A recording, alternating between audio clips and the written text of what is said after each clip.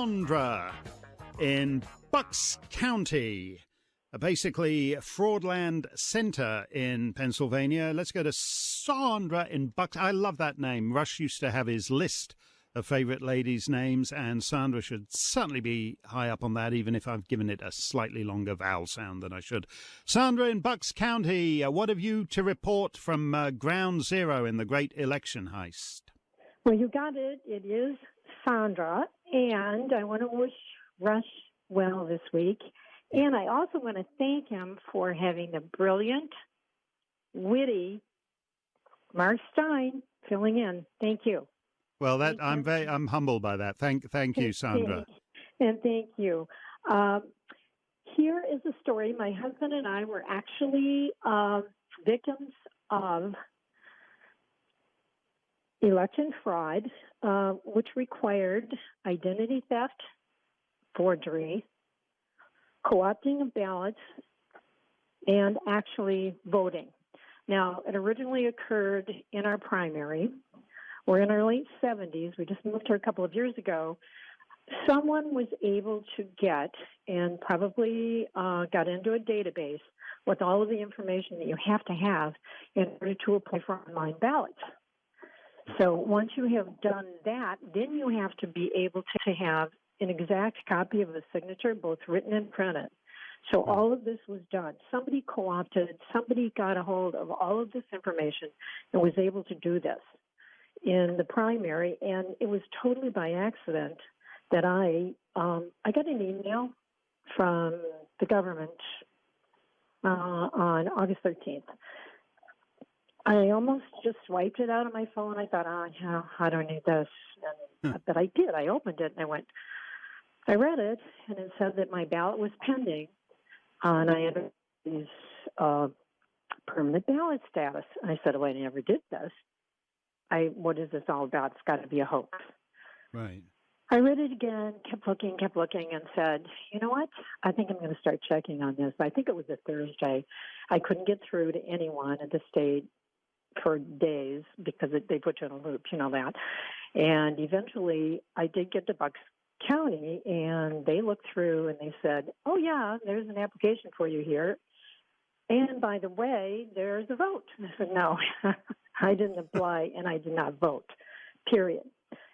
So it took about 10 days to get all of this done. I filled out an application to cancel, took it in, reported it to the director in Bucks County. Didn't hear anything back. So I then called the local Republican representative. She got involved, interviewed us for a long period of time, and eventually it went to the solicitor. The solicitor took it to the U.S. Attorney's Office. We've never heard from the U.S. Attorney's Office, and that's very disturbing. Yeah. But we did hear from the local Bucks early on. This has been 2 months.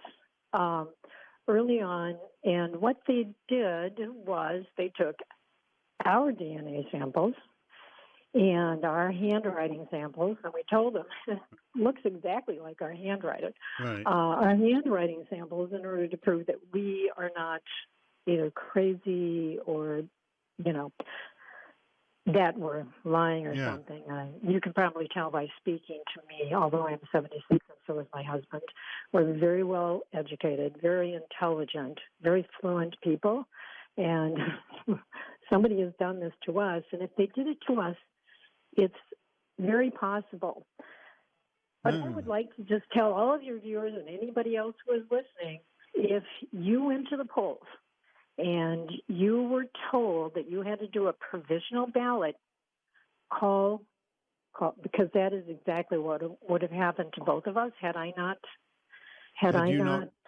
made the calls and done the due diligence. And Dean and my husband and I have done a lot of research on this, but we can't find the computer. We can't find the IP address on the computer that was used. No, you shouldn't have to do that, though, Sandra. Here's the next thing you have to do, though. You have to contact, because, as you say, it doesn't happen with just one. This is basically the intentional theft of your vote. You have to call the office of Sydney Powell. She's one of the president's teams, or contact Kayleigh McEnany or whatever, you'll know how to contact the Trump campaign. It'll be out there. But try it with Sidney Powell. Try it with a lawyer.